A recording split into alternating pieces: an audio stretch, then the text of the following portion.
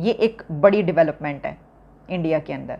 RBI allows payments for cross border trade in rupee move to benefit trade, यानी कि Reserve Bank of India RBI ने ये allow कर दिया है कि जो पेमेंट्स हैं फॉर इंटरनेशनल ट्रेड वो रुपीस में हो सकती हैं। इंडिया ने रिसेंटली ये क्लेम किया कि वो तकरीबन 14 मुल्कों के साथ अपनी करेंसी के अंदर ट्रेड करेगी, तो every year India $36 billion save करेगा अपने। इंडिया में भी बड़ा जश्न मनाया जा रहा है, लोग खुश हैं वहाँ पे कि जनाब जब इमरान खान वापस आएगा तो पाकिस्तान जो है वो ग्लोबली आइसोलेट होगा। मुझे लगता है कि हमारी पूरी कौम कोई बहुत ही बड़ी मामू है।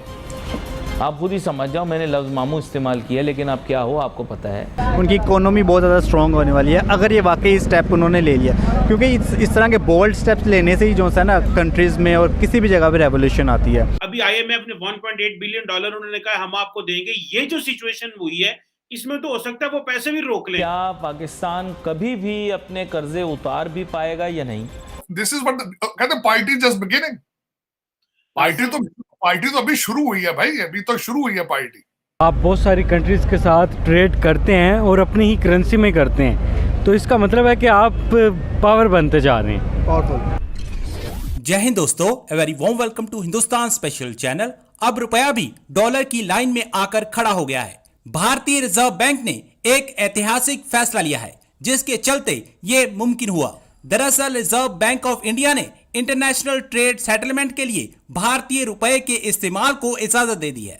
रिजर्व बैंक ऑफ इंडिया ने कहा है कि वैश्विक स्तर पर होने वाले हर कारोबार का निपटारा भारतीय रुपए में किया जा सकेगा। दरअसल एक्सपोर्ट में भारतीय रुपए के इस्तेमाल से ग्लोबल ट्रेडिंग में रुपए को बढ़ावा मिलने से भारतीय रुपया बहुत मजबूत हो जाएगा। इस फैसले से देश को आर्थिक रूप से आत्मनिर्भर बनाने में काफी मदद मिलेगी और डॉलर पर भारत की निर्भरता में काफी कमी आएगी।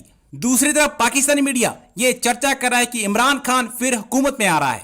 इससे भारत में जश्न मनाया जा रहा है क्योंकि इमरान खान के होते भारत को कुछ भी करने की जरूरत नहीं है, पाकिस्तान खुद ब खुद बर्बाद हो जाएगा। तो चलिए दोस्तों आज की वीडियो की तरफ चलते हैं। Thank you so much. हमारे जो हमसाया कंट्रीज हैं वो कितने सुकून से तरक्की करते हुए नजर आ रहे हैं। बल्कि मैं एक और चीज़ देख रही थी कि RBI allows payments for cross border trade in rupee move to benefit trade with Russia, यानी कि Reserve Bank of India RBI ने ये अलाउ कर दिया है कि जो पेमेंट्स हैं फॉर इंटरनेशनल ट्रेड वो रुपीस में हो सकती हैं।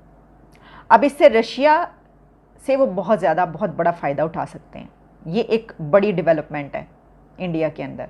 अच्छा, अब होता कैसे है कि इसके लिए बहुत सा काम होता है, यानी ये कि अगर वो रशिया से ट्रेड करते हैं और वो ये चाहते हैं कि जैसा ये जो अब अलाउ कर दिया गया है कि invoicing and payments for international trade in rupees, in Indian rupees, तो वो रशिया से जो अकाउंट्स हैं वो इंडिया के बैंक्स में अकाउंट्स खोले जाएंगे और फिर ट्रेड जो होगी उसमें रूबल जो वहाँ से आ रहा है उसको जो है वो बैंक्स में रखे जाएंगे। फिर उसको जिस वक्त ट्रेड होगी वो कितनी मालियत की है और उसमें उसको उस वक्त के रेशो के हिसाब से कन्वर्ट करके उसकी पेमेंट होगी।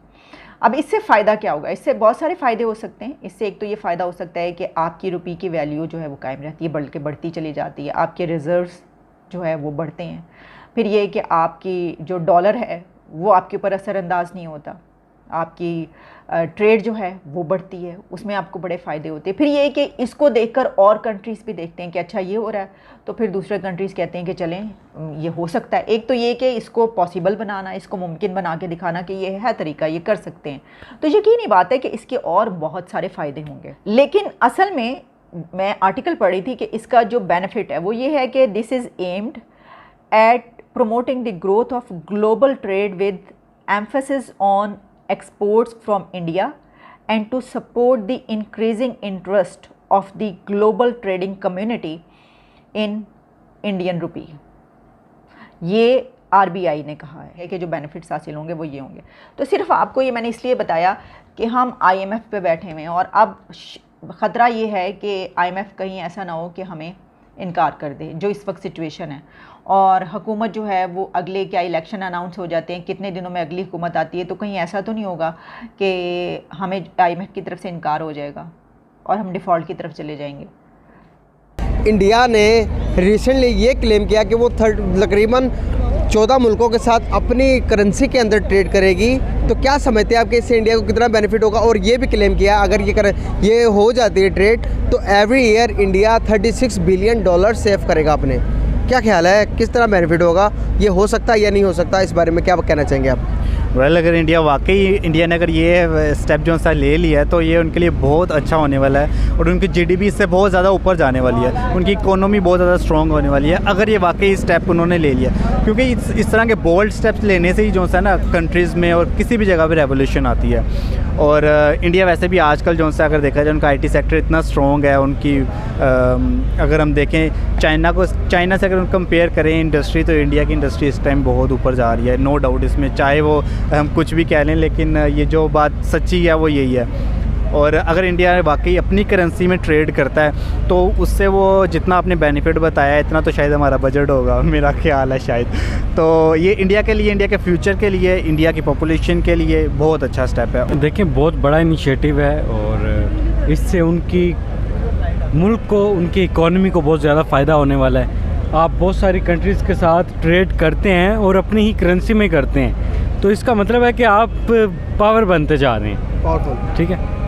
पावर क्या होती है? देखें डॉलर की एक पावर है, बिल्कुल किसी भी दुनिया के मुल्क में चले जाएं आप डॉलर में ट्रेड कर सकते हैं। एग्जैक्टली, ठीक है। तो ये एक पावर है जो इंडिया उसे यूज़ कर रहा है, उसे इस्तेमाल कर रहा है। इससे पहले पाकिस्तान और चाइना ने भी यही कोशिश की थी, लेकिन वो कोशिश हमने देखा कि अभी तक कामयाब नहीं हो सकी। बिल्कुल। तो लग ये रहा है कि इमरान खान साहब, क्योंकि 20 में से तकरीबन 16-17 सीटें इमरान खान साहब जीत गए हैं, तो अब वो उनका जो चीफ मिनिस्टर है वो जारी बात है पंजाब में आ जाएगा। तो टेक्निकली जो नेशनल यूनिटी गवर्नमेंट है, शहबाज शरीफ साहब जिसको हेड कर रहे हैं, वो सिर्फ वजीर आजम शहबाज शरीफ सिर्फ इस्लामाबाद के जो है ना वो एक टोल प्लाजे से दूसरे टोल प्लाजे तक के वो वजीर आजम रह जाएंगे।